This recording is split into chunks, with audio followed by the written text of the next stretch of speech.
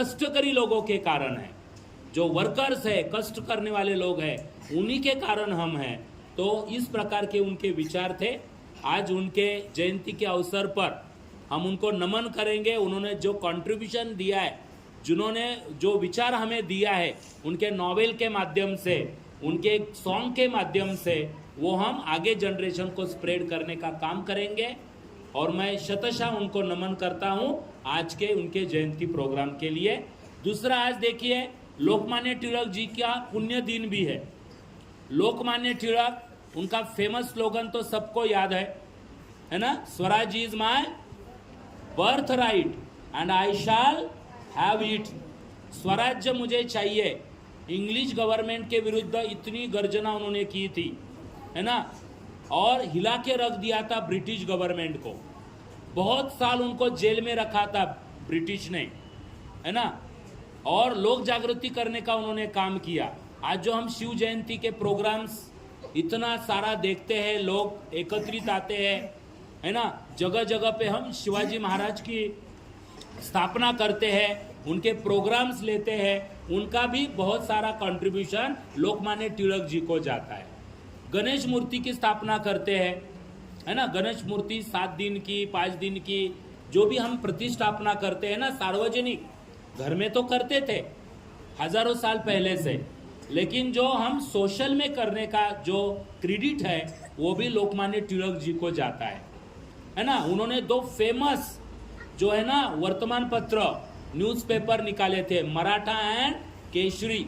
इसके माध्यम से ब्रिटिश राज्य को हिला के रख दिया था, है ना, ब्रिटिशों को हिला के रख दिया था। इतने सारे स्टेटमेंट, या ब्रिटिशांचं डोकं ठिकाणावर आहे का, अशा पद्धतीचं डायरेक्ट अटॅक ब्रिटिश राज्य में उन्होंने करके अपना लोगों को जागृत करने का काम, एकत्रित करने का काम उन्होंने किया था।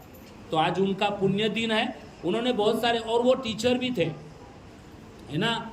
एक टीचर क्या कर सकता है, देखो, हर एक क्षेत्र में थे वो टीचर थे, very good teacher, mathematics. English medium school उन्होंने स्टार्ट किया था, अभी भी पुणे में है इंग्लिश मीडियम स्कूल उनका। कॉलेज उन्होंने स्टार्ट किए थे, अभी भी है अवेलेबल।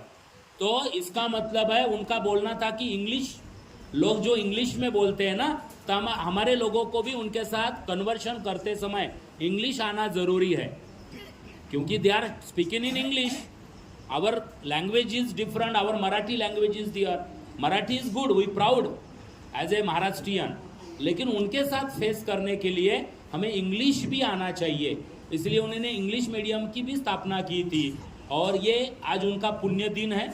उनके पुण्य दिन के अवसर पर उनको भी मैं स्मरण करता हूँ। उनका जो काम है, दोनों का भी जो काम है, वो हम डेफिनेटली सभी मिलके आगे लेके जाने की कोशिश करेंगे। हर महापुरुष का कंट्रीब्यूशन है, रिस्पेक्ट करो, है ना। अगर हम हिस्ट्री का रिस्पेक्ट नहीं करेंगे ना, तो हिस्ट्री क्रिएट नहीं कर सकते। We have to respect the history to create the history. जो हिस्ट्री को भूलता है वो इतिहास नहीं रच सकता, हिस्ट्री क्रिएट नहीं कर सकता। तो उनसे सीखिए और उनसे प्रेरणा लेके समाज का काम करने का हमें अवसर मिलेगा, हमें करना चाहिए। और सभी को सुबुद्धि, भगवान आपको सभी को अच्छा काम करने की सुबुद्धि दे। देश आपके हाथ में है। अब इतने सारे बच्चे बैठे हैं ना, आप देश का भविष्य है ना, तो आप कंट्रीब्यूट करने वाले हैं हमारे देश के लिए। आगे चल के और देश का जो नाम बढ़ेगा ना, वो आपके कारण बढ़ने वाला है।